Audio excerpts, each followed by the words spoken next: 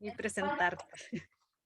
Muy buenas noches, desde SOT 22 Concepción damos la bienvenida a todos los presentes y a los que a futuro nos verán en la grabación. Y doy la bienvenida a Ángeles Ochoa, es licenciada en Teología, diplomada en Religiones, maestra de Estudios Judaicos, maestra de Cábala de la Escuela del Dr. Mario Sabán, es mexicana.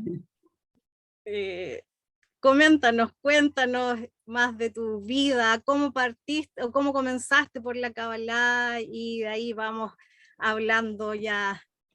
Pues la verdad es que yo escuché de la Kabbalah. En España hay un centro que se llama el Centro para el Estudio del Simbolismo y ahí nos hablaron de muchos temas, entre ellos de la Kabbalah. Y me llamó mucho la atención que nos dijo nuestro maestro Federico González, que era la llave para entender el universo, el alma y el alma del ser humano también, ¿no? El corazón del ser humano. Y yo decía, ¿cómo puede ser eso? Cuando tienes 20 y tantos años, pues te llama la atención, pero no sabes ni cómo seguir. Ni era ese momento para mí, era un momento de una búsqueda espiritual. Y estaba yo estudiando en un centro hinduista con un camino espiritual. Y bueno, así se quedó hasta el 97, que tuve la oportunidad de conocer al Rabino Berg en una conferencia que dio aquí, y fui porque acababa de morir mi mamá y necesitaba yo como más claridad sobre las cosas. Y pues bueno, ahí fue cuando decidí entrar al Centro de Estudios de Kabbalah para aprender. Lo que pasa es que en realidad es una escuela que yo no voy a hablar mal de ella porque aprendí muchas cosas, pero no mucho Kabbalah, sino aplicación de la Kabbalah en la vida diaria. Era como cómo utilizar todos estos lineamientos, esa herramienta, esa tecnología del alma para poder estudiar lo que es la Kabbalah. Y entonces, pues, estuve ahí varios años hasta que yo empecé a estudiar a la par con el cabalista Sven Halevi, y estaba un día estudiando de las Parsufim, pero era muy difícil para mí entenderlos con unos textos, y hablo a la escuela y le pregunto a mi tutora qué era eso, y me dijo, Ángeles, tú no tienes por qué estudiar eso, tú sigue con tus cursos. Y yo dije, ¿y entonces cuándo voy a aprender lo que quiero hablar acerca de la Sefirot, que es el árbol de la vida, hacia dónde me lleva, cómo pueden ser estas circunstancias? Y pues cambié y conocimos al Rabino Ginsberg, una amiga mía y yo. Estuvimos tomando, no con él, porque pues él vive en Israel, él no viene a México, pero sí con algunos de sus discípulos. Tomamos unos cursos con él, con sus discípulos, y después tomé un curso también con el Rabino Lightman, que conocí en la Universidad de la Ibero. Y luego dije, no, es que yo no entiendo muchas cosas y necesito aprender más de judaísmo porque hay temas que no tienen nada que ver conmigo y quiero saber más. Y entonces entré a estudiar la maestría a la hebraica, y al mismo tiempo, por alguna razón. ¿Dónde estudiaste? Porque sé que estudiaste en varias universidades, entonces quizás Sí. nos puedas comentar. Bueno, la universidad, la licenciatura en Ciencias Teológicas la hice en una universidad de corte lasallista. Y bueno, porque un poco yo siempre sí he sido un espíritu muy libre. Entonces mis amigos frailes me dijeron, Ángeles, esa escuela te va a servir muchísimo porque te van a dar como pensamiento más lógico y más orden. Y después, a la hora de estudiar, hice un diplomado en religiones, pero era como para aprender más. A mí todo lo que tiene que ver con Dios me gusta, me llama la atención.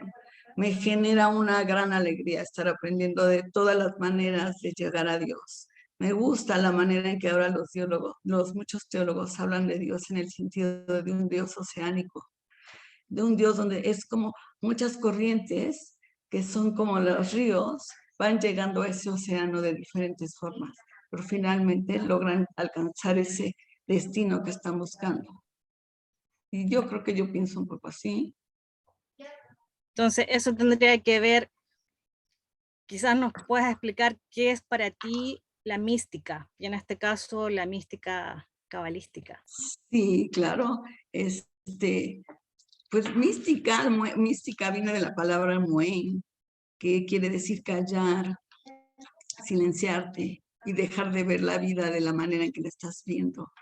Una vez leí que la mística era la quinta esencia de las religiones y la unión con Dios es la quinta esencia de la mística, ¿no? La mística es esa disposición del alma que tenemos para lograr esa unión con el Creador. Es otra manera de ver la vida y hay un proceso transformador para poder alcanzar esa unión que es el anhelo que tenemos. Yo pienso que desde la caída que se quedó en nuestra alma la impronta del regreso y se ve ahora reflejado en esa mística, en esa manera diferente de vivir, de entender las cosas. Decían, por ejemplo, los hermetistas en el siglo III de esta era, que Dios nos concedía, por un lado, el logos, pero por otro lado, las facultades intuitivas, y que gracias a esas facultades intuitivas nosotros podíamos acercarnos a lo divino, a ese proceso, a entender. En la Edad Media decían el intelecto agente, que es el que te permite tener es lo que nosotros le llamamos a la Jojma, esta parte de sabiduría e intuición, que nos permite también captar la información de otra manera, entender a través de la sabiduría, poder tener a ver de manera diferente esa información que está llegando a nuestra vida. Entonces, bueno, pues eso es la mística, es ese anhelo en la Kabbalah se llama la de Bekut, pero por ejemplo los budistas le llaman el Satori, en el cristianismo se llama la unión mística, los sufis le llaman el Faná, realmente es ese recuerdo, o sea, el doctor Saban muchas veces que hemos hablado con él, nos dice que en parte de nuestra vida la vida tiene sentido porque venimos a recordar quiénes somos. Si nosotros en ese recuerdo podemos lograr esa unión con aquello que buscamos como destino, pues estamos haciendo mística. Y tenemos, bueno, la historia judía tiene un gran recorrido de toda esta información, de todo lo que significa de esa unión. Ya ha habido pues muchos intentos, ha habido muchas escuelas, ha habido muchas formas de Y lograrlo. quizás nos puedas contar por las tradiciones esotéricas que anteceden a la Cábala y después llegar a la Exacto, porque la Cábala es muy reciente, a partir de todas esas experiencias que empezaron a buscar estos precisamente buscadores, esta gente que lograba ese anhelo, empiezan a hacerlo a partir un poco también de los libros que ellos, de algunos libros como el libro tercero de No, o como también el libro de, ay, ahorita me acuerdo. Ay, se me fue el nombre, de Ezequiel, el libro del profeta Ezequiel, ¿no? De todo ese proceso que pasa cuando ve el trono, todas las elucubraciones metafísicas que van haciendo los estudiosos a partir de esa elevación del alma por todos esos 7 palacios. Y entonces decimos, ¿cómo es que tenemos nosotros 7 palacios? ¿Y por qué el número 7 es un número tan importante, tan espiritual? Hay una confluencia de muchas otras culturas para poder nosotros también entender cómo se va desarrollando la mística. También tenemos que recordar que los judíos se fueron al exilio en el siglo VI, y en ese exilio 6, los llevaron, después de que tiraron el segundo templo, el rey Nabucodonosor los llevó a Babilonia.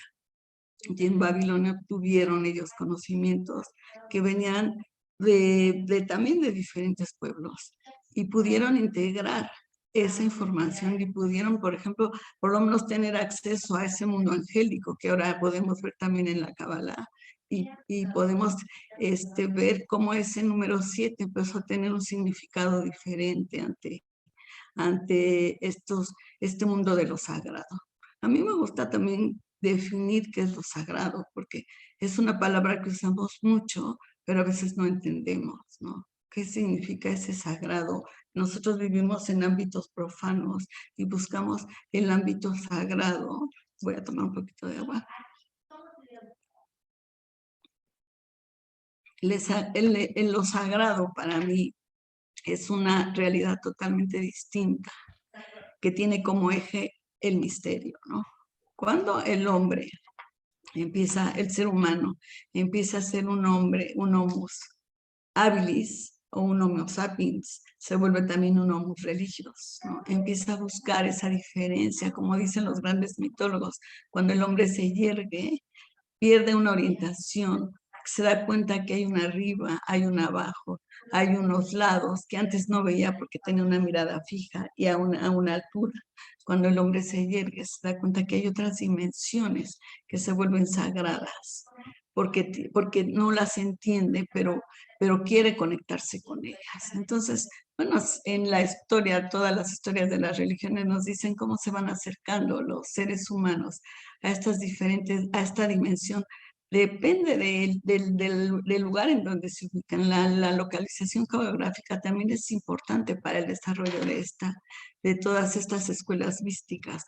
Pero dos de los grandes estudios de la Kabbalah empiezan en esa época del siglo VI, antes de la era, que tiene que ver con la obra de la Merkabah, el Maseber de Merkabah, pero que también tiene que ver con el Masé Bereshit, ¿no? Que tiene que ver con el libro de Génesis. Entonces, una serie de estudiosos empezó a tratar de ver cómo podía elevarse, si hay un trono que baja a Dios, y cómo puedo subir yo a ese lugar, cómo puedo alcanzar esos espacios, cómo transportarme a través de esos palacios celestiales y lograr el encuentro, que es finalmente lo que busca la mística, el encuentro. Había pensado contarles un cuento sufi terminando esta plática, pero se las voy a contar ahorita, porque creo que va a tener que ver con todo de lo que vamos a hablar. Y resulta ser que hay un buscador, hay una persona que llega al cielo y toca la puerta y Dios le abre y le dice, ¿tú quién eres? Y el buscador le dice, soy yo. Y Dios le dice, aquí no cabemos tú y yo, vete. Y bueno, el buscador se fue muy triste, pensando que qué había hecho mal si se dedicaba a meditar y oraba todos los días. ¿Cuál era esa forma del encuentro con lo divino? Hasta que pasó cierto tiempo y regresó. Y volvió a abrir la puerta a Dios y le dice, ¿quién eres? Y le dice, soy tú. Cuando hay esa identificación con ese Dios, cuando hay esa reminiscencia, como diría Platón, de quiénes somos, cuando realmente tenemos esa conciencia de que somos imagen y semejanza y que nosotros tenemos ese impronta en esa alma de recordar quiénes somos, se desarrolla más la mística, ¿no? Porque como recuerdo quién soy, quiero lograr esa unión con quien me creó. El místico es una persona que se hace muchas preguntas.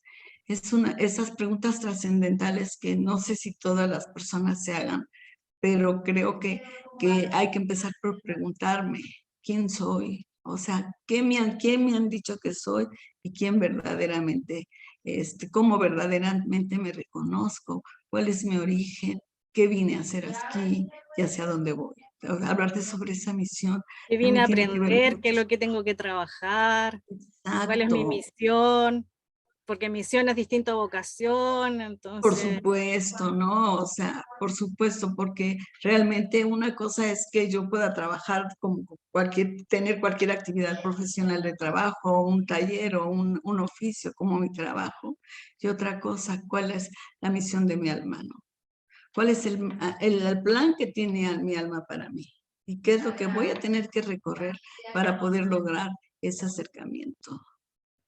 Y bueno, va a depender de en qué región destello para ver cuáles son esos acercamientos, pero finalmente el acercamiento es el mismo. Decía San Juan de la Cruz, la noche oscura del alma es la preparación, ese estado en donde yo ya no tengo ninguna pulsión que me distrae de mi verdadera labor. O sea, ya mi alma está sedienta de ese encuentro y de escuchar esa palabra y sobre todo de tener esas experiencias. La mística nos habla de experiencias y son experiencias que realmente no son fáciles de describir. Hay un autor que se llama Rudolf Otto, ¿no? Que nos habla de ese espacio sagrado en donde nos dice que son experiencias tremendas, fascinantes y gozosas, pero al mismo tiempo que son muy gozosas pueden darnos muchos miedos, ¿no? Porque realmente hemos leído en la historia de algunos místicos que lo primero que sienten es miedo, y lo cuenta el Talmud en la historia de los 4 rabinos, que se cuenta mucho acerca de estos místicos, ¿no? Que La historia seguramente del ya... Pardés. Sí, exacto. O sea, ¿qué pasó? ¿Qué pasó con algunos de ellos, no? ¿Por qué uno se extravió? ¿Por qué uno se murió? ¿Por qué uno se volvió ateo? ¿Y por qué Rabbi Akiva regresó en paz? Porque él ya estaba en paz, él ya podía hablar con Dios de tú a tú. O sea, no es lo mismo. O sea, este proceso que te llena de anhelo el alma para ir avanzando hacia eso. Y eso las antiguas tradiciones esotéricas, quizá sería también interesante hablar de este punto de esotérico, porque esotérico es una palabra que, por lo menos aquí en mi país, se habla mucho de eso, pero se entiende poco. Todas las religiones tienen una parte exotérica que tiene que ver con la doctrina, que tiene que ver con los rituales, con las oraciones, con todos Dogmatismos. sobre todo los dogmatismos, ¿no? Especialmente todo lo que la institución quiere hacer, toda esta parte exterior que nos hacen hacer, pero que no nos permiten adentrarnos en nosotros, tiene que ver con la parte exotérica. Y la parte esotérica tiene que ver con aquello que está destinado para pocas personas, porque representa un trabajo. Tienes que tener un proceso iniciático en el mejor de los casos. O sea, claro que hay místicos que han llegado a partir de su propio proceso, pero en el mejor de los casos necesitas un maestro como Rabbi Akiva que te pueda llevar en paz a esos lugares y regresar, ¿no? Y así evitar Que te todos esos guíe, tipos, que te por lleve. supuesto, ¿no? Y entonces las primeras tradiciones esotéricas que tienen que ver con el judaísmo se relacionan especialmente en la elevación a través de esos 7 palacios, los Elahots. Poca gente sabe que hay libros sobre mitos hebreos, ¿no? Hay un libro muy famoso de Robert Graves y de Rafael Patán que nos habla de qué mitos existían, porque todos pensamos que lo único que se elaboraba a veces, o bueno, yo por lo menos pensaba que lo único que se elaboraba en Israel en esas épocas eran textos sagrados, ¿no? Los textos que conocemos del Tanaj, pero no, también había mitos y esos mitos nos hablan de que había 7 cielos. Esos 7 cielos, a cada uno de esos cielos estaba relacionado con con un ángel, por ejemplo, y cada uno de esos cielos tenía una razón de ser. Entonces, bueno, había que pasar el viaje del alma, tenía un montón de peligros durante su tránsito. O sea, por eso a veces era importante tener ese maestro que nos enseñara los peligros que podían encontrarse. Ellos pensaban que a veces había que dar palabras sagradas, palabras secretas para poder irse abriendo los caminos para llegar a este proceso. Eso hablando del Masé Merkabah. Pero también hablando del Masé de Bereshit, pues también había otro tipo de curaciones que también tuvieron que ver una relación muy importante con lo que es el helenismo. El helenismo es una función que marcó muchísimo, esta etapa marcó muchísimo también la literatura y la cultura y la manera de vivir de los judíos durante esa época en que se hizo ese encuentro entre 2 grandes culturas, como fue la cultura helénica y la cultura judía. Y desde esa cultura, ¿cuáles serían los libros básicos de la Kabbalah?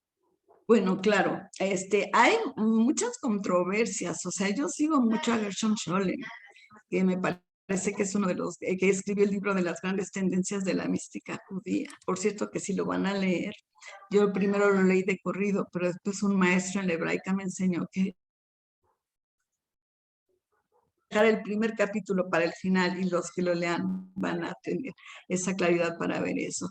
Pero tenemos tres libros básicos dos libros que se escribieron antes de lo que de poder llamar a esta mística judía Kabbalah, ¿no? Tenemos el libro del Sefer Yetzirah, que es el libro de la formación, que aparentemente había ciertos escritos hasta que se logró consolidar alrededor del siglo IX o X, ya en Europa, en la Provenza. También tenemos el libro de Bajir, que es el libro de la claridad, en donde todavía se despejan muchas ideas acerca de los sefirot, pero no los sefirot como nosotros estudiamos ahora los sefirot, sino hablan de los sefirot también como una especie como los sefirot tiene que ver también con la palabra número, y con todo eso, cómo fue siendo la creación, cómo fueron participando todo este proceso creativo a través de estas sefirot, ¿no? Y entonces ahí te dice cómo se fue creando el universo. Y bueno, aquí vemos esa influencia del helenismo, porque bueno, el pitagorismo tiene como un número fundamental el 10. Entonces, así como un número fundacional para el judaísmo es el 10, también para Pitágoras el 10, con ese tenía todo el tema eh, de toda la conformación del universo. Y finalmente llegamos a la Provenza del siglo XII. Es una época donde hay un despertar espiritual muy importante, no solo en el judaísmo, hay que tenemos el desarrollo y el trabajo de un exégeta muy conocido que se llama Rashi, sino que ahí es donde se encuentran estos libros. Pero en realidad la base de todo este conocimiento, ya que nosotros llamamos Cábala o Kabbalah, se desarrolla en España, en Gerona, en Toledo, en Guadalajara, en León. Ahí es donde ahí es de donde salen dos de las más importantes cábalas que conocemos, ¿no? Por ejemplo, la cábala teosófica o zoárica, pues tiene toda la relación con el contenido del Zohar. Ese libro que se supone que es la narración de la vida de uno de los grandes rabinos, Shimon Bar Yochai. Parece ser que fue escrito por una escuela que estaba ahí en Guadalajara, que fue comandada por Moshe de León. Y ahí empieza una serie muchos estudios que después llegan hasta Lari, pero no nos adelantemos. También en la zona del norte de España aparece Abraham Abulafia, que junto con otros de sus discípulos, como Jicatilla, empiezan a trabajar con toda esta cábala estática, toda esta cábala. Esto más o menos para los que no saben en qué año el Zohar nace en el siglo XIII. También es la época de Abulafia y la época de Jicatilla. En donde empiezan ellos ya a experimentar a través de las transmutaciones de las letras y de los nombres de Dios, empiezan a experimentar ya diferentes estadios de conciencia y empiezan a sentir ya esa unión con lo divino. Entonces, Jicatilla, que fue uno de los grandes seguidores, discípulos, nos da mucha cuenta de toda esta información. Y Abulafia, bueno, pues es el creador de esta cábala estática, que como así se conocen. O sea, la primera diferencia de la cábala la podemos llamar, como les dije, la cábala teosófica, la cábala estática, y luego hay una parte que se llama la cábala mágica o talismánica, que quizá será un poquito más tarde que volvamos ahí, ¿no? Como también es una época en donde la preparación de ciertos talismanes ayudaban a alcanzar ciertos beneficios. O sea, es un tema de magia. La magia tiene que ver con el poder, como un poco el poder dominar ciertos temas sobrenaturales para poder lograr yo lo que quiero, ¿no? Pero puede ser que yo quiero que alguien cure una salud, cure su salud, tenga un proceso de sanación a partir del uso de ciertos amuletos o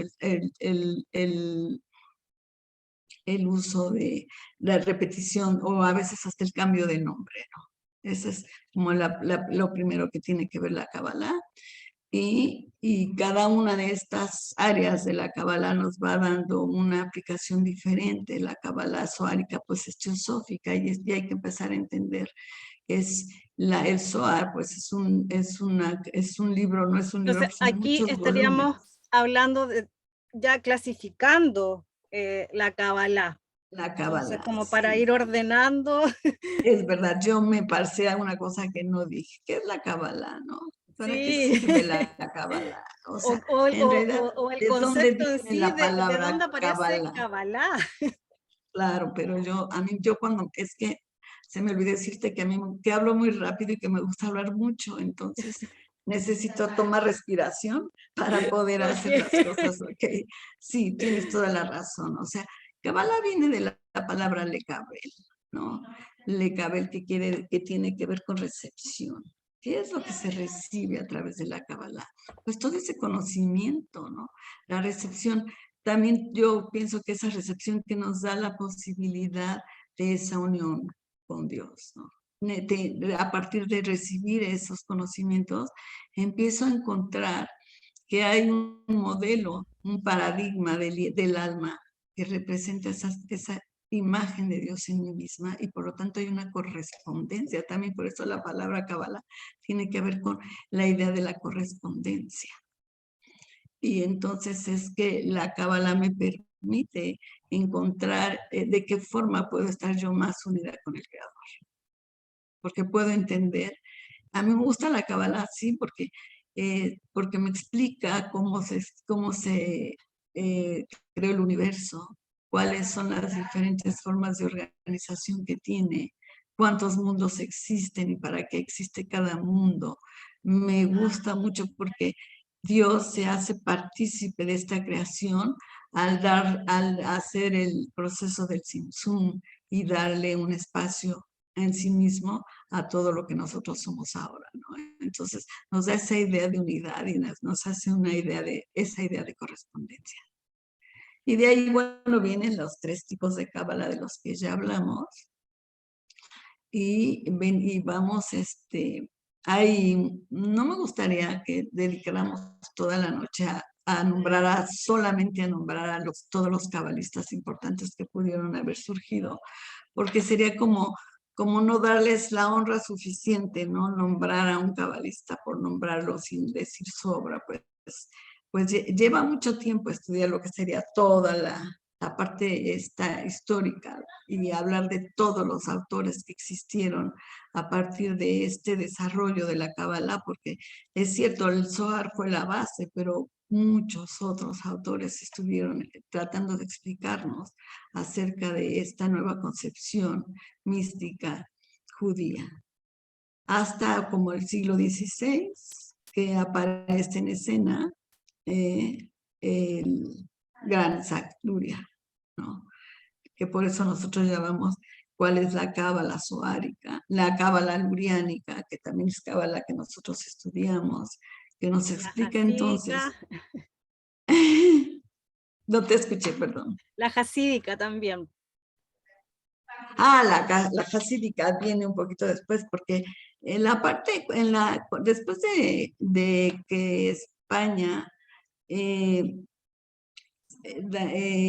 despoja de su tierra a los judíos, ellos tuvieron que hacer una búsqueda en dónde iban a estar ahora viviendo, porque pues perdieron su lugar después de muchos años de estar ahí viviendo. La expulsión de los judíos fue una época muy traumática para todo el pueblo judío.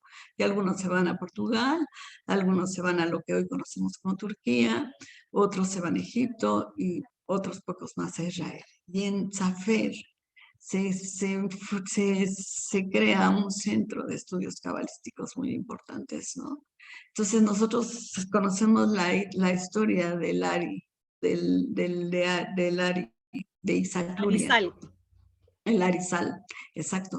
El Isaac Luria, que empieza a estudiar con un maestro a las orillas del río Nilo y después se va a Safed, pero en Safed ya estaba el trabajo de Moshe Cordovero, estaba el trabajo de Joseph Caro, y vamos viendo cómo el desarrollo, por ejemplo, de la Sefirot se va engrandeciendo, se va haciendo como cada día se va ampliando, y por supuesto entendemos todo el proceso, bueno, nosotros no, pero ellos, bueno, yo no, pero ellos sí entienden de qué manera se va dando todo este proceso de la creación, ¿no? Es donde aprendemos de lo que es el Tzimtzum, aprendemos sobre todo lo que son las ruedas de la reencarnación y más sobre todo sobre esta misión en la vida que tenemos que hacer.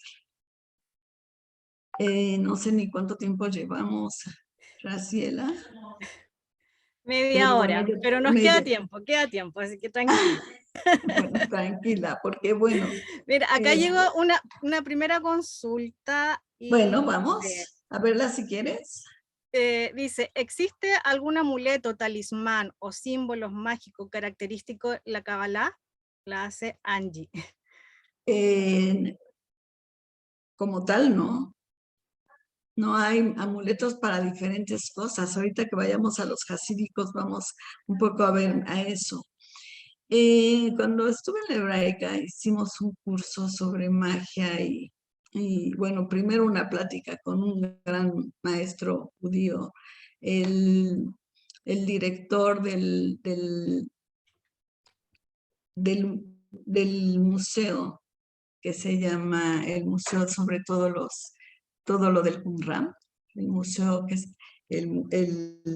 bueno, el doctor Reutemann nos dio una plática sobre magia y milagro, ¿no? Y nos dijo que la diferencia entre magia y milagro solo es semántica.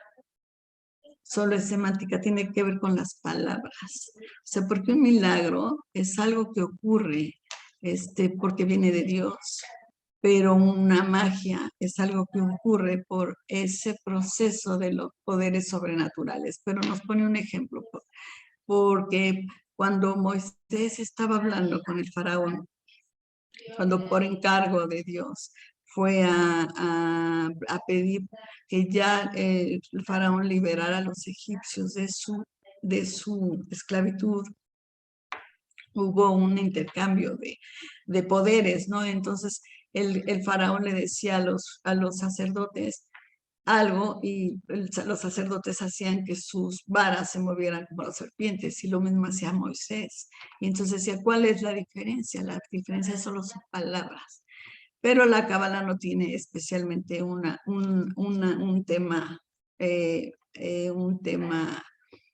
un artefacto mágico, digamos, que pudiéramos usar para poder trabajar más la Cábala. La Cábala es una parte de razón, una parte de intuición y otra parte de experiencia, ¿no? Aparte de todo el estudio.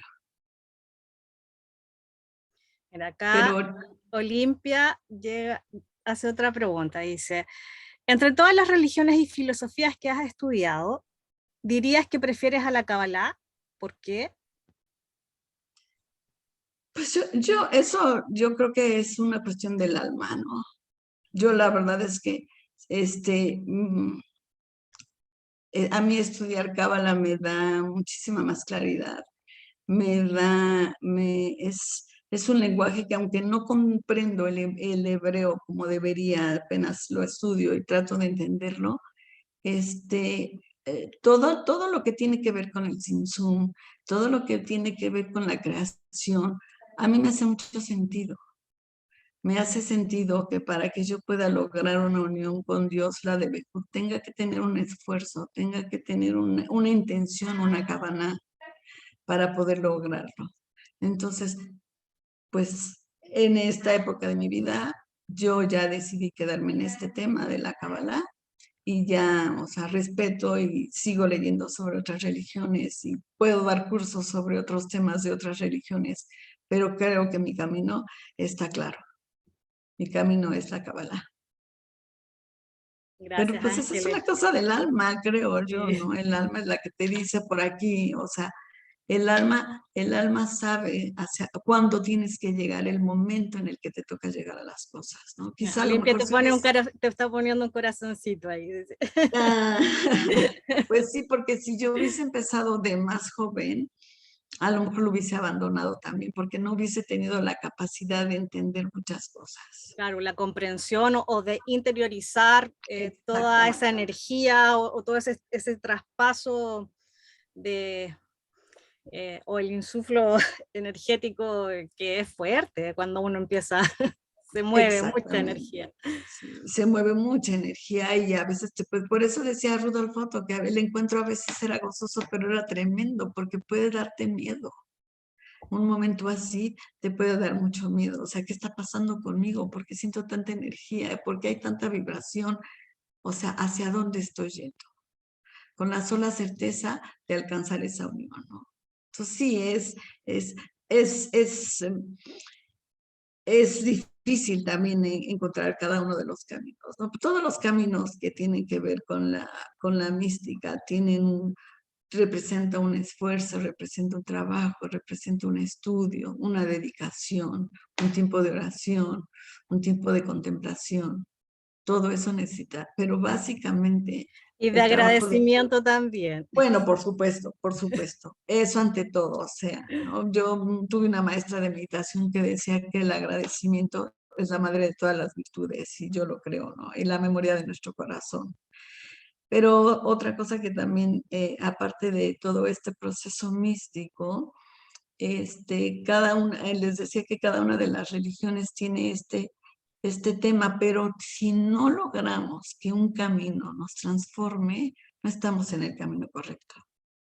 Yo creo que para mí ese es uno de los puntos que nosotros tenemos que estar clarificando. O sea, cuando un camino espiritual tiene que ver con un proceso de tu alma, es un proceso de tu espíritu, una dinamización de todo lo que hay en ti, que te invita a transformarte, que te invita a tener como otras virtudes, a trabajar con otras virtudes, el perdón, la empatía, el ver al otro, el amor al otro, el respeto. A mí un poco la palabra tolerancia me hace algo de ruido porque es como, bueno, tolero que sea así. En cambio, si yo respeto al otro pensando lo que piense, quiere decir que tiene más que ver conmigo. Me gusta mucho, voy a hablar al ratito del neohasidismo, pero me gusta Sí, mucho un autor que se llama Arthur Green, que dice que él entiende porque en las sinagogas no hay ninguna imagen, porque dice que si en las sinagogas él voltea a ver a cada una de las personas, está viendo la imagen de Dios en ellas mismas, ¿no? Entonces, eso es muy importante, aprender a reconocer en el otro que aunque el otro sea totalmente diferente a ti, tiene ese mismo origen. Aunque no tenga ninguna relación con tu pensamiento, no tenga ninguna relación con tu forma de ser, quizá no lo entiendas, pero tienes que reconocer que hay que esa chispa divina está en esa persona. Eso es lo que hace un camino espiritual, ¿no? Hacer que tú logres esa transformación tiene que haber, tiene que haber pasos, ¿no? No puedo alcanzar una cuestión mística si yo misma no me estoy transformando. O sea, por eso hay diferentes niveles, desde Pitágoras, imagínate, sí, el siglo VI antes de esta era, Pitágoras hablaba del camino de la purificación, del camino de la catarsis, después el camino de la iluminación y finalmente el camino de la unión. Entonces, dentro de ese camino de la purificación y de la catarsis, la oportunidad que nosotros tenemos de transformarnos como seres humanos. de recordar, como decíamos hace ratito, quiénes somos y qué venimos a hacer. Y entonces es cuando llega la iluminación, el darnos cuenta de qué es lo que estamos haciendo aquí para después hacer el proceso unitivo, ¿no? Hacer ese proceso que nos estremece, como dices, el que nos desprende, que nos vibra, nos llena de energía y que difícilmente podemos hablar. Por eso son procesos inefables, ¿no? Porque ¿cómo explicas a veces una situación así? Si alguien no lo ha vivido, no lo va a entender. Entonces, cada uno va a vivir su propio proceso unitivo de diferente forma, aunque similar. Por eso a veces es bueno leer a los místicos de diferentes religiones para tratar de entender de qué te hablan cuando están hablando de sus experiencias místicas. Quizá un poco, entonces ya puedes entender cómo a partir de, por eso para la mística, para hablar a veces hablar de la mística es como hablar de la poesía, tiene que ser a partir de las metáforas, porque no hay un lenguaje místico en el que te digan, mira, paso 1 vas a sentir esto, paso 2 vas a sentir lo otro, y cómo lo vas a ir interpretando, eso no existe. Cada quien lo va a ir viviendo de diferentes formas. Entonces, bueno, a veces leer poesía, por ejemplo, de los grandes místicos sufís, nos ayuda. A mí me gustan mucho los hasídicos, toda la poesía, todos los cuentos hasídicos, me parece como una manera muy explícita y muy clara para entender estos procesos de los que hablamos a través de la mística. Mira, acá llegó un Entonces, comentario. a ver. Angie Martínez, quizás lo puedes leer tú, Angie, o puedes abrir micrófono, ¿no? ¿Yo? No. Angie Martínez, Perdón. no sé. Bueno, mira, acá escribió, dice, exacto, uno conecta con el alma. Creo que en nuestra alma es nuestra alma la que decide más allá de nuestra razón. Es una energía muy poderosa que te atrapa por más que quieras dejarla. Ella está ahí para ti. Exacto. Ella está ahí para ti, para que tú hagas lo que te toca hacer en este proceso. Cómo tiene que ser, cómo tienes que vivirlo y sobre todo reconocer cuál es el verdadero anhelo de esa alma, ¿no? A mí me queda muy claro que no todas las almas vienen a buscar esa unión mística. Hay gente que puede pasársela bien y está bien. A lo mejor no era su misión para este tiempo, pero sí saber que, que por lo menos el alma de nosotros está tocada para buscar esta unión, pues sí es ahí como claro, ¿no? Que lo logremos, estamos ahí en este término. Entonces, bueno, ¿en qué nos quedamos? En el neohasidismo. Primero vamos a ir al hasidismo y antes de llegar al neohasidismo. Hay varios autores importantes como Lusato y como Sharabi que están en el inter de lo que es el proceso de la cábala y el proceso del hasidismo, pero alrededor de 1700 la situación de Europa Oriental era, por lo menos para la población judía, era de mucha pobreza. Entonces, los jóvenes ya no podían dedicarse a estudiar los textos, ya no podían dedicar horas estudiando el Talmud o estudiando la Biblia o estudiando lo que sea, porque no había dinero para pagar esos estudios, ni había tiempo, había que salir y buscar de comer. Y entonces, antes me gustaría decirles, antes de que llegara este proceso del hasidismo, hay una etapa que se da alrededor del siglo XV de la sociedad de los Nistarim también en Europa del Este, ¿no? Esos Nistarim quiere decir los ocultos, que se dedicaban a hacer estos procesos también unitivos con Dios. Y dentro de esta historia de la Cábala, y hasta hace 100 años, son de las únicas mujeres que sabemos que estuvieron estudiando Cábala en Europa del Este, ¿no? Esos Nistarim tenían como maestros a los Baal Shem, los maestros del nombre. Y el último maestro del nombre se llamó el Baal Shem Tov. Él es el fundador del hasidismo en Europa del Este, precisamente en Ucrania nació, y se dio cuenta de la gran pobreza que había dentro de su pueblo y de la necesidad que tenían ellos de recuperar la alegría.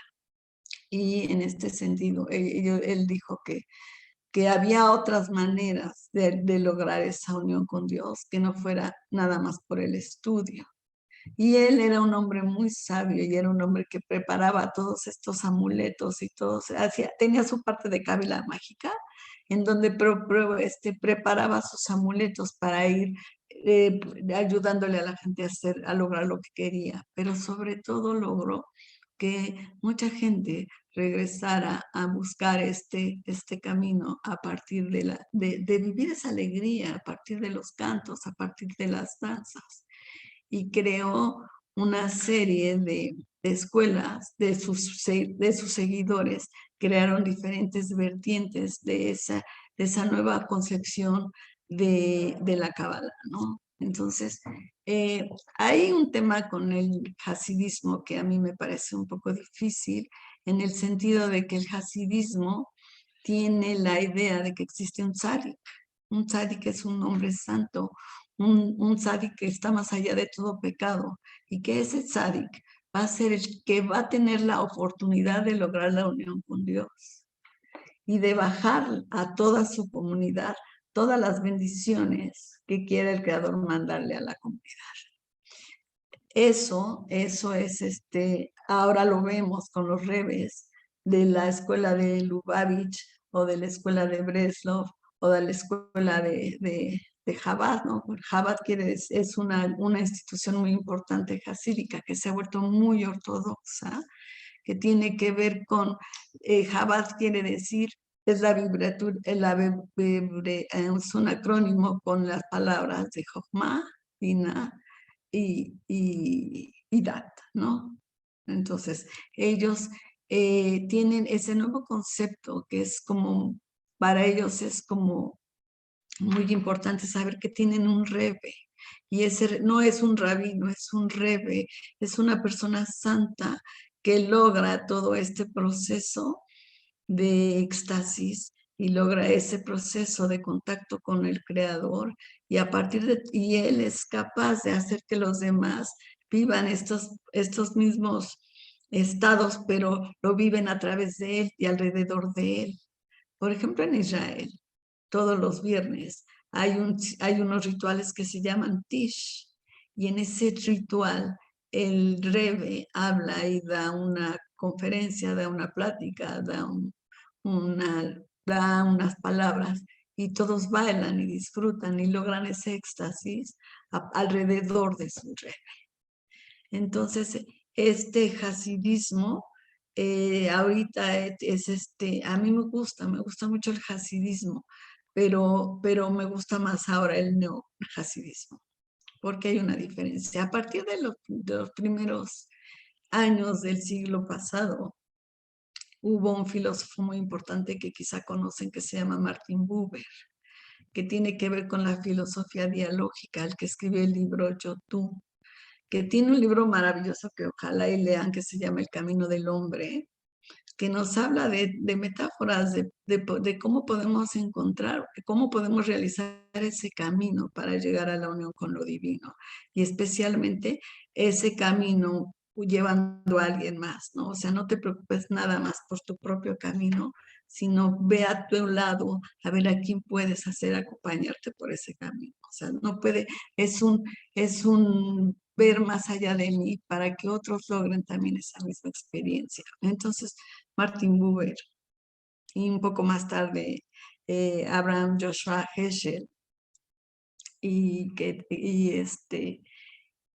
algunos otros rabinos que, para que los nombro a todos, y empezaron a hacer un proceso de renovación en el sentido de separarse un poco de esa idea de poder tener la unión con Dios a partir de un rabino, de un maestro, de un líder carismático, sino de que cada uno podía seguir esas prácticas de los hasídicos en relación a sus oraciones, en relatar sus cuentos, en vivir sus cantos, en vivir sus danzas, pero también con la posibilidad de lograrlos ellos mismos, ¿no? Lo que el neohasidismo no acepta es que haya alguien, un mediador entre la unión del ser humano y Dios. Cada uno de nosotros tenemos esa posibilidad, tenemos esa opción. Entonces el neohasidismo toma una riqueza del hasidismo, pero dice, pero tiene que ser sin excluyentes, ¿no? Entonces, los hasídicos muy ortodoxos, obviamente ya sabemos la posición de la mujer, cómo está dentro de esas comunidades. Y en cambio, estas comunidades neohasídicas aceptan que una mujer pueda conformar un minyan.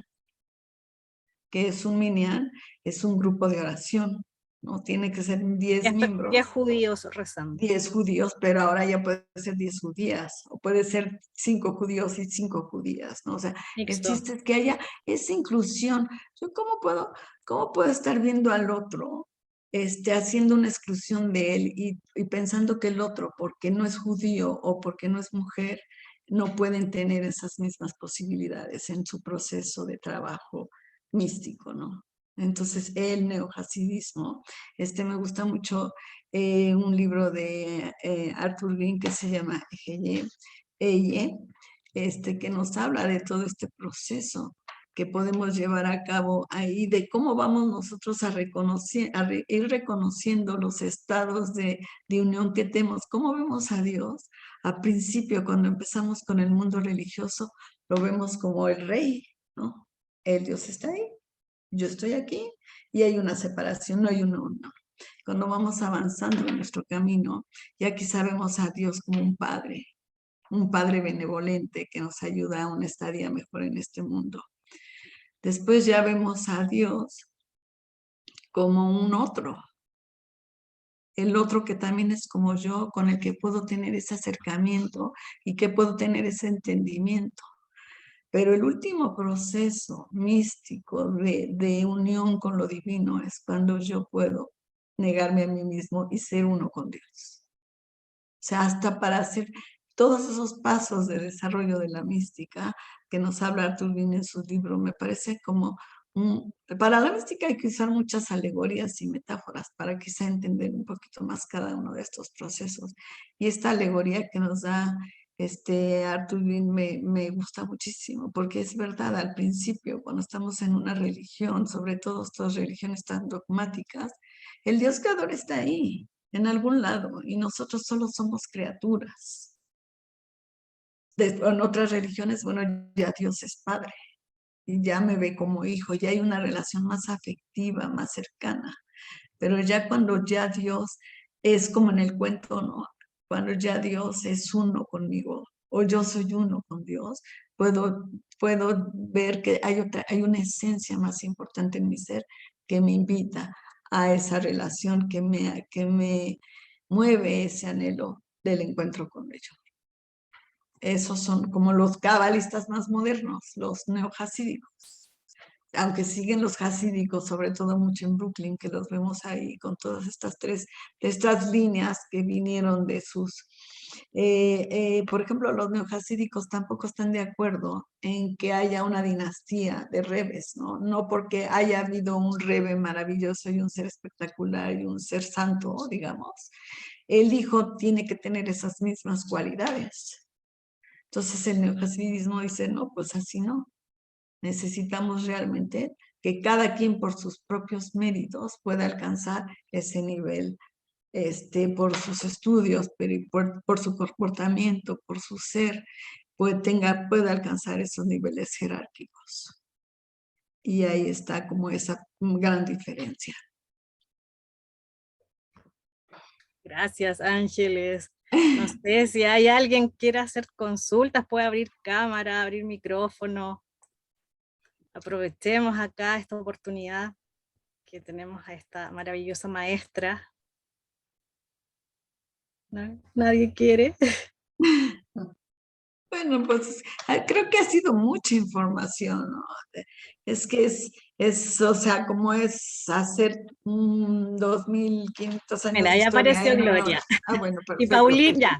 Primero Gloria y Perfecto. después Paulina. Ya, Perfecto. Glorita. Sí, me encantó la exposición, te felicito, es muy clara, muy dinámica y especialmente el enfoque que le das tú a la espiritualidad, cómo se enfoca en ciertas épocas, qué libros se están utilizando, el material, las partes geográficas donde se desarrolló, me encantó, te felicito. Gracias, Y yo Gloria. creo que esto es como para volver a escucharlo, para tomar un cuaderno, un lápiz y hacer un resumen, cosa de que podamos tener una idea clara del desarrollo de la cábala y diferenciarlo un poco con otros credos, porque uno a veces tiene tanta información en las redes que no sabe qué es qué. Así Exacto. que me encantó, te felicito. Realmente me gustó mucho, muy claro y muy energético, muy positivo. Te felicito. Gracias, Gloria. Gracias, Gloria. Aquí veo una pregunta de Olimpia Sí, que dice que qué libro les recomiendo, y yo recomiendo muchísimo el de Gershom Scholem, que se llama Las grandes tendencias de la mística judía. bueno, la pregunta era, ¿qué libro nos recomiendas que integre la historia de todas las épocas? Eso, Ese, sí. Las grandes tendencias de la mística judía. Quizá ya no hable de neohasidismo, porque esto es lo más reciente, pero hasta hasidismo, sí. También hay un libro que se llama La mística judía de Linen, que también es muy bueno. Creo que con esos dos básicos pueden trabajar muchísimo. Si les gusta parte de la historia de los mitos, pues el libro de los mitos hebreos de Robert Graves y Rafael Patay. Y bueno, creo que leer alguno de estos libros de los hasídicos de hoy en día puede ser algo muy enriquecedor. Les recomendé el libro del Camino del Hombre de Buber, pero también todas las historias hasídicas de Breslov son muy buenas, son muy enriquecedoras. O sea, es que qué mejor hablar de una historia para poder buscar un proceso que de hablar de pasos, ¿no? O sea, el hablar de pasos es muy de la Binah. Y en cambio, una historia te conecta más con la Jojma, con esta parte intuitiva, con este conocimiento infuso del que hablabas al principio, ¿no? Para poder lograr esta parte de unión. Paulina, abre micrófono o cámara y haz tu consulta. Ay, perdón, la cámara todavía no. Disculpen. Bueno. Y, ay, qué hermosa la ponencia, donde también como que se ve su búsqueda espiritual en todo, en todo el recorrido de su vida. Me encantó las recomendaciones que hizo, la sentí tan íntima, el clima que creó, la atmósfera. La escuchaba y pensaba un poco en mí. Yo hago clases de filosofía y ética en un colegio laico, y, y tengo como la impresión de que de verdad no hay espacio no hay espacio para la filosofía, pero siento en las clases con los niños, yo creo que soy la única profesora que le hago clases desde a todos los cursos de la primaria y todos los cursos de la secundaria, y siento que hay una sed de búsqueda en los niños, en los jóvenes, y creo que a veces también las clases de filosofía están muy cargadas como filosofía de la ciencia, teoría del conocimiento, pero también las clases de religión como muy Binah, muy cargada a la comprensión, pero De conceptos. claro, de conceptos, distinguiéndose, por ejemplo, los protestantes de los católicos, de los ortodoxos, y haciendo como muchas distinciones, pero creo que yo siento en mis niños que tienen como una sed de misticismo, Claro. y me lo dicen, yo siempre les pregunto, ¿de qué les gustaría hablar? Y como les pido como notas secretas que lo escriban. Dios, el amor, la soledad, el ensimismamiento, pero veo que hay un trasfondo invisible que en realidad Yo creo que no sé, yo siento como un poco ese deseo de llevar un poco la mística a las aulas, porque ¿qué estamos enseñando? Exacto. ¿Qué estamos Para enseñando? allá vamos, esa es la idea, que todos puedan, Es que yo desde creo que los la niños. humanidad está pasando un momento como muy crucial en la vida, ¿no? La nueva era que estamos nosotros empezando a ver. Yo hablo con muchos jóvenes y me dicen, Ángeles, yo no creo en Dios. Y digo, entonces, ¿en qué crees? Y me dicen energía. Y le digo, pues eso también es Dios. O yo creo en amor. Le dije, pues eso también es Dios. Tú lo que ya te choca es la palabra Dios, porque no lo hemos sabido entender cómo es, ¿no? Por eso normalmente yo cuando doy clases le digo el Eterno o el Creador para diferenciar, ¿no? Esas palabras y para que ya no haya ese choque, porque ha sido tan llevada y tan traída la palabra y a veces utilizada en nombre de Dios, tanta cosa tan poco buena o tan poco positiva, que nosotros tenemos que ver a mí me gusta el taoísmo, porque el taoísmo dice, el tao que puede ser nombrado no puede ser el tao, ¿no? O sea, todo aquello que yo pueda decir de Dios, ya no es Dios, porque lo estoy conceptualizando, y si lo conceptualizo, ya no es Dios. Por eso la mística, sí. Yo creo que contaría cuentos, ¿no? Le contaría los cuentos a los niños y les diría, pues ve esta historia, ve cómo un cuento te puede ayudar a entender al otro, a verlo de manera diferente o a verlo más cercano a ti, ¿no? Que es de lo que se trata de la espiritualidad. Ahora en este momento es importante que nosotros nos reconozcamos, aprendamos a saber quiénes somos, porque desde los griegos veíamos en el oráculo de Delfos, conócete tú mismo y conocerás el reino de los dioses. ¿Para qué queremos conocer al reino de los dioses? Porque somos imagen y semejanza de uno de ellos, de él Dios, ¿no?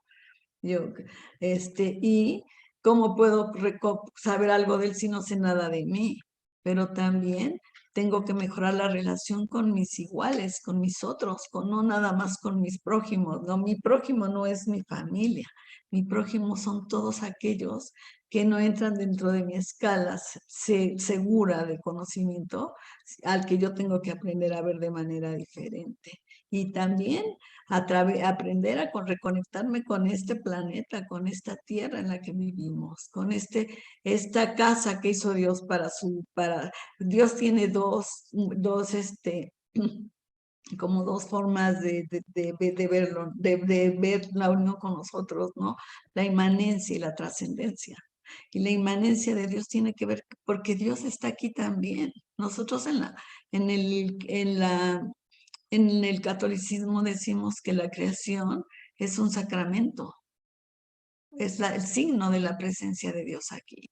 Y hay que ver esa presencia de Dios en cada una de las cosas que están a nuestro alrededor. Y bueno, ya finalmente podremos tener esa unión con Dios. Podemos tener esa unión mística que se llama, ¿no? O esa de Bejud, ese éxtasis. Creo que la semana pasada hablaron un poquito sobre de Bejud, solo que yo los lunes doy una clase, hoy no la di porque vine aquí, pero doy una clase y no pude ver la clase, pero la voy a ver después porque me interesa mucho todo el tema de la de Bejud, ¿no? De cómo se va Tuvimos haciendo. la invitada Delma Verón. Sí, me escribió y le dije, voy a ver tu clase, pero ya después de que vea yo la mía, después de que veo yo esta, para estar más en paz y hay muchísimo más que decir, la verdad, más cosas en fechas, más cosas en Mira, nombres. acá vienen llegando comentarios, dice, Janet, muy buena la exposición y te da las gracias, y me da las gracias, bueno, acá por permitirme participar, ¿no? Gracias a ti, Janet. Olimpia dice, sí, maravillosa plática, gracias y felicidades por ese dominio de temas que se ve que conoces en teoría y experiencia. Y después Angie, en relación a los niños, dice, sí, los niños son quienes más preguntan, preguntas fundamentales tienen. Exacto. Y del mundo. Los colegios se pierden de su gran sabiduría. Ellos son nuestros maestros. Claro, porque ellos todavía son ingenuos, todavía ellos pueden captar la vida de otra manera. no están distorsionadas por todos los conocimientos que nos hemos llevado hasta esta época, ¿no? ¿Alguien más? ¿Consultas? Bueno, aprovecho de saludar a Juan Medel, que también es maestro de Cábala.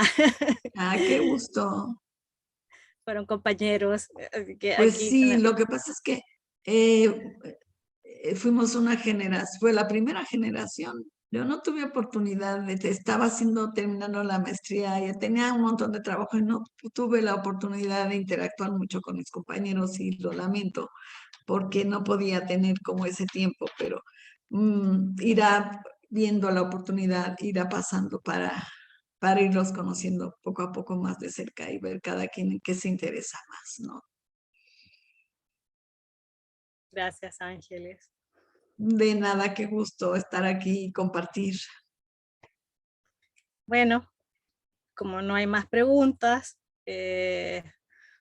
bueno, decirles que nos pueden seguir en el YouTube SOT 22 Concepción, ahí vamos subiendo las grabaciones de todos nuestros invitados, y no sé si están todos en el WhatsApp, tenemos un WhatsApp grupal también de SOT 22 Concepción, me lo pueden solicitar y ahí pueden ingresar.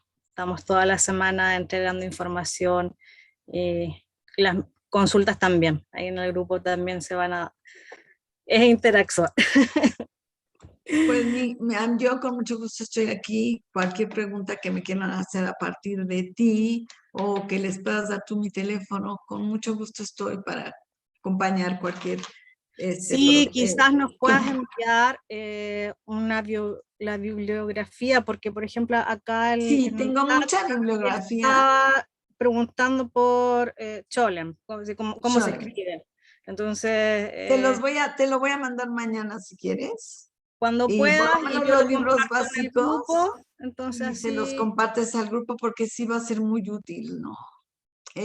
Sí, fue un recorrido rápido acerca de esto, porque si no iba a ser también, a veces hablar de historia es como tú dices, es un poco confuso o un poco pesado o un poco cansado. Entonces, bueno, traté de no ir demasiado a los puntos y a los años para nada más hacer un recorrido de cómo ha sido, de cómo es que la cábala llegó a ser cábala y en qué momento de la cábala estamos ahorita también, ¿no? No quiere decir que no existan otras cábalas, no quiere decir que no hay otras escuelas, nada más es decir, pues la escuela neohasídica que tiene que ver con la renovación judía es lo último que hay alrededor de la cábala. Quizá hay otra cosa que no sé también. bueno, Pues cada gracias día por se van invitarme, Graciela. Me dio descubriendo. mucho gusto estar aquí. Y bueno, pues ya tengo unos amigos en Chile para ahora que un día vaya. Sí, bueno, Mario viene ahora en junio, así que tiene la gira en Sudamérica, Sí, aquí Argentina. México viene hasta septiembre. Sí, acá tienen la gira en Sudamérica finales de mayo y junio, y estaría en Argentina, Santiago, Perú, Uruguay, no recuerdo bien las otras, pero que está acá en Chile.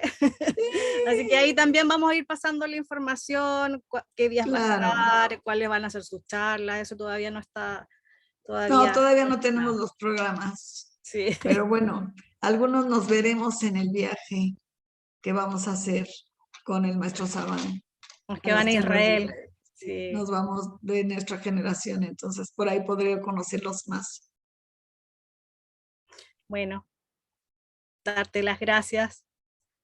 Con Gracias mucho por tu gusto estar aquí. tiempo, por tu entrega. Y bueno, en cualquier duda la hacen Por llegar y favor. se las hacemos a Claro que Ángel. sí, cualquier duda aquí es me va a dar muchísimo gusto estar Mira, aquí pendiente de lo que me digan están y yo dando las les... gracias. Pensé que era otra pregunta. Después dice, qué joya, gracias por este encuentro de corazones. Ay, qué amorosa. Esa Qué es amorosa, Paulina. muchas gracias, sí. Yo también me despido con mucho cariño de todas y de todos y ha sido un gusto. Bueno, Estamos en contacto. buenas noches, Laila Top. bendiciones en estos tiempos de crisis, conflictos, así que luz y amor, Que paz haya mundial. paz, que haya Paz paz, mundial. es lo más importante. Muchas gracias. Hasta pronto. Nos vemos. Shalom. Shalom.